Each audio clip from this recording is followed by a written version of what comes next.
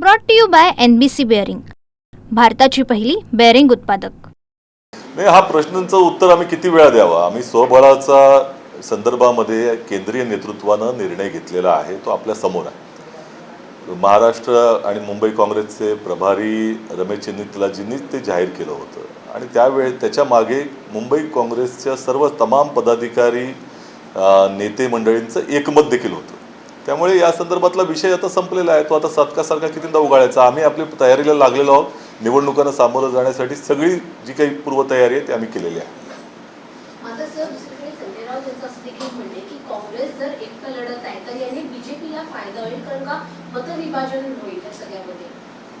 नाही, याच्यामध्ये त्यांचा कुठला आलेख आहे मला माहिती नाही, परंतु काँग्रेस पक्षासाठी ही विचारांची लढाई आहे। सगळ्यात महत्त्वाचं म्हणजे या मुंबई महानगरपालिकेच्या निवडणुकीमध्ये प्रांतवाद, भाषावाद, जातीवाद, धर्मवाद या तऱ्हेचा कोणताही विवाद नको।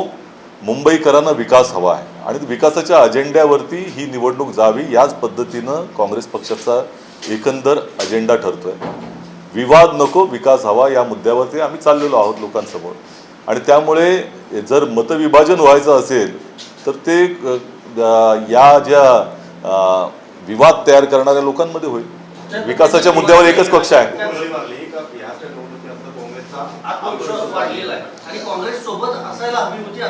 असं आहे की काँग्रेस पक्षाचा आत्मविश्वास आणि लढण्याची उमेद, जिद्द ही वाढलेली आहे। आणि ही जिद्द कुठनं येते? काँग्रेस पक्ष काही सत्तेसाठी काँग्रेस पक्षाचं अस्तित्व नाही। काँग्रेस पक्षाचं अस्तित्व आहे विचारांशी निगडीत असलेलं अस्तित्व आहे। त्यामुळे विचारांशी आणि विचारांकरिता लढण्याची उमेद आणि जिद्द वाढली, याच्यात काही शंका नाही। तर तुमची कमी झाली आहे का, याचं उत्तर त्याने द्यावं।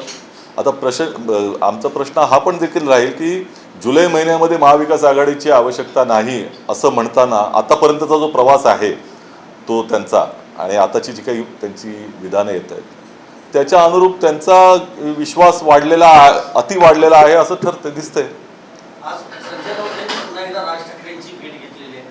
दोघंही बंधू शिवाजी पार्कच्या मैदानावर एकत्र येतील असं हालचाली सुरू झाली आहे। चांगला, आमच्या शुभेच्छा आहेत त्यांना।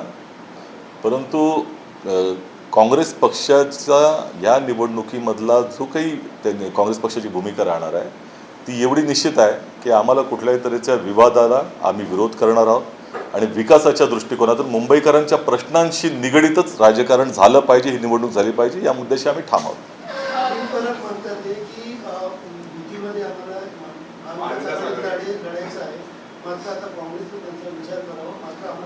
असं आहे की ही याची जर जाणीव 4-5 महिन्यापूर्वी जर संजय राऊत साहेबांना झाली असती तर अधिक चांगलं झालं असतं, कारण त्यांनीच म्हटलं महाविकास आघाडीची आवश्यकता नाही। आणि त्यामुळे 4 महिने या संदर्भामध्ये कुठल्याही तऱ्हेची चर्चा झाली नाही। आजतागायत त्यांनी चर्चेचं पाऊल, हे नुसतं आपण माध्यमांमध्ये बोलतोय पण अजून आजतागायत त्यांनी चर्चेसाठी कुठलंही पावलं उचलले तसं काही दिसत नाही। आणि काँग्रेस पक्षानं हा निर्णय संपूर्ण विचार करून एकमतानं, एक दिलानं घेतलेला निर्णय आहे। काँग्रेसच्या तमाम कार्यकर्त्यांचं मत पाहून घेतलेलं आहे आणि ही निवडणूक स्थानिक मुद्द्यांवरती लढली पाहिजे, या दृष्टिकोनातून काय असलं पाहिजे, कुठली भूमिका असली पाहिजे, ह्या सर्व बाबतीमध्ये साध्यंत विचार त्याच्यामध्ये झालेला आहे। काँग्रेस पक्षाचा तिरंगा यावेळेला महानगरपालिकेवरती काँग्रेसच्या विचारांचा तिरंगा फडकला पाहिजे, ही आमची भूमिका। गेलेही असं म्हणाला, वारंवार तुम्ही म्हणताय की राज ठाकरे यांचा जो पक्ष आहे मनसे तो शिवीगाळ करणारा पक्ष आहे, मारहाण करणारा पक्ष आहे, त्यांच्यासोबत तुमचे जे वैचारिक संबंध होऊ शकत नाही। मात्र संजय राऊत म्हणतात की शिवी आम्हीही देतो, समोरचा जो पक्ष बसलाय सत्तेतला तो असंच काम करतो की शिवी देतो, मग त्यांच्यात आणि आमच्यात काय फरक, म्हणजे यायला काय हरकत आहे? असं आहे की पहिली गोष्ट, अपवाद हा प्रघात होता कामा नये। महाविकास आघाडीमध्ये शिवसेनेचा जो समावेश करण्यात आला त्यावेळेला तो अपवादानं करण्यात आला होता। याचं कारण आहे की त्यावेळेला लोकशाही ही संकटात आहे, महाराष्ट्रामध्ये संविधानिक विचार झाला पाहिजे, तोच प्रबळ राहायला पाहिजे, पुरोगामी विचाराचा महाराष्ट्र हा पुरोगामी राहायला पाहिजे, यासाठी आम्ही त्या दृष्टिकोनातून पावलं उचललं आणि भारतीय जनता पक्ष लोकशाहीसाठी संकट आहे म्हणून त्या ठिकाणी आम्ही केलं होतं। त्यामुळे ही अपवादात्मक परिस्थिती निश्चित होती। गेल्या अनेक वर्षांमध्ये आपण जर बघितलं तर मुस्लिम मतदार सुद्धा शिवसेनेसोबत काँग्रेसमुळे जोडला गेलेला होता। आता ज्या टप्प्यावरती काँग्रेस आणि शिवसेनेची वाटचाल सुरू आहे त्यामध्ये महाविकास आघाडीत शिवसेना एकटी राहिल्याचं पाहायला मिळते का? कारण राष्ट्रवादी सोबत स्वतः तुम्ही शरद पवारांची सुद्धा भेट घेतलेली.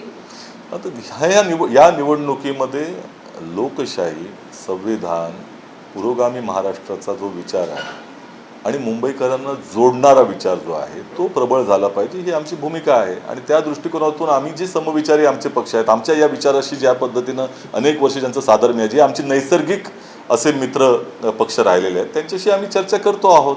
त्याच दृष्टिकोनातून पवारसाहेबांशी आम्ही केली.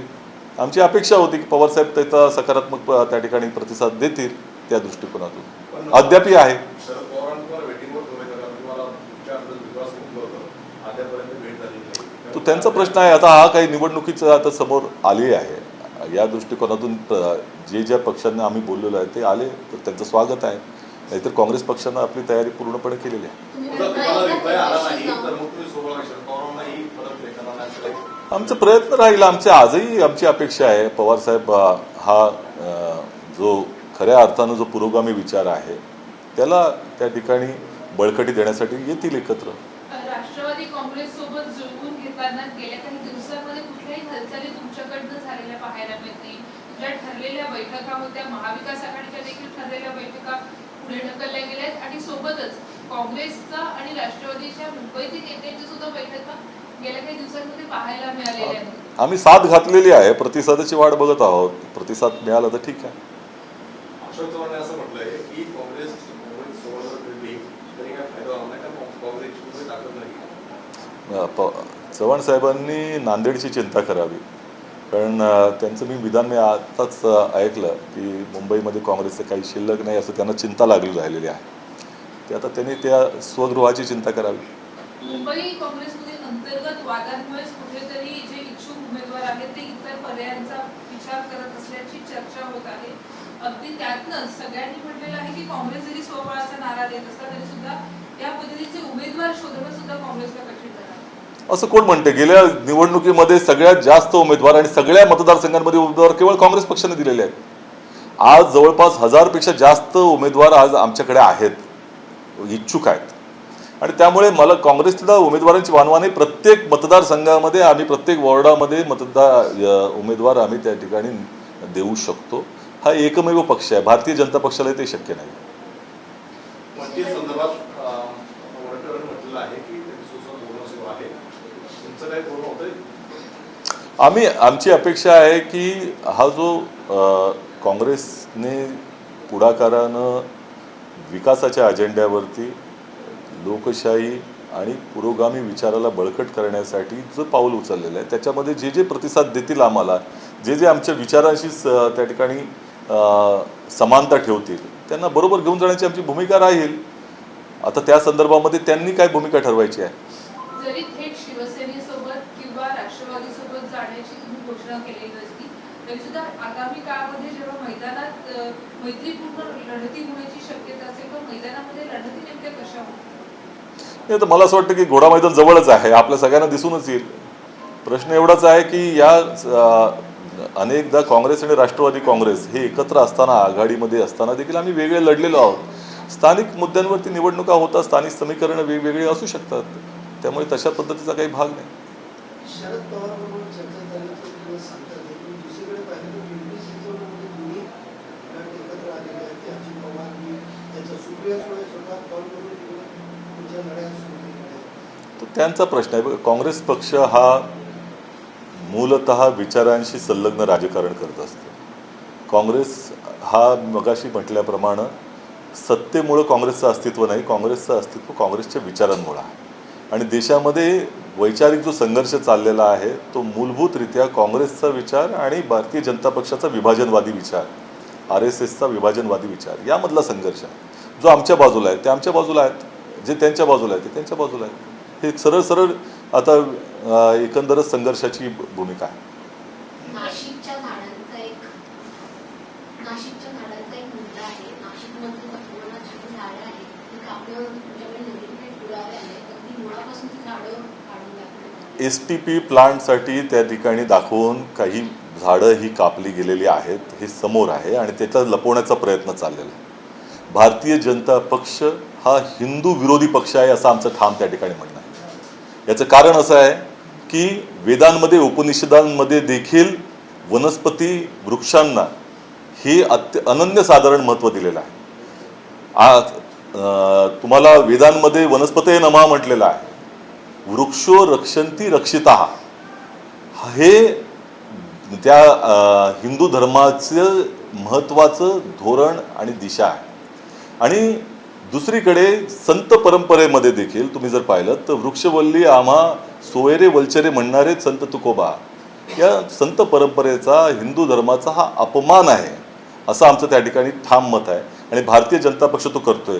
आता कुठली झाडं कापण्याचा यांचा मानस होता? तपोवनातली. तपोवनामध्ये त्याच वृक्षांनी वनवासामध्ये भगवान श्री रामाला, सीता मातेला आणि लक्ष्मणाला त्या ठिकाणी आसरा दिला होता.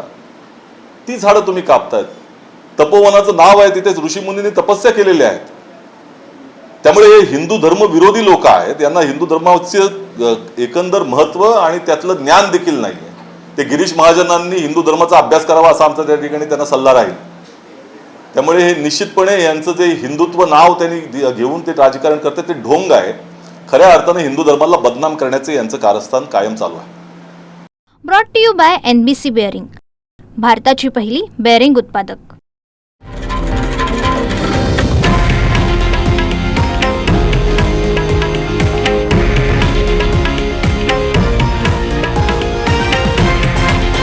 हे आहे देशातील नंबर 1 न्यूज नेटवर्क आणि आपण पाहत आहात TV9 मराठी, एकमेव.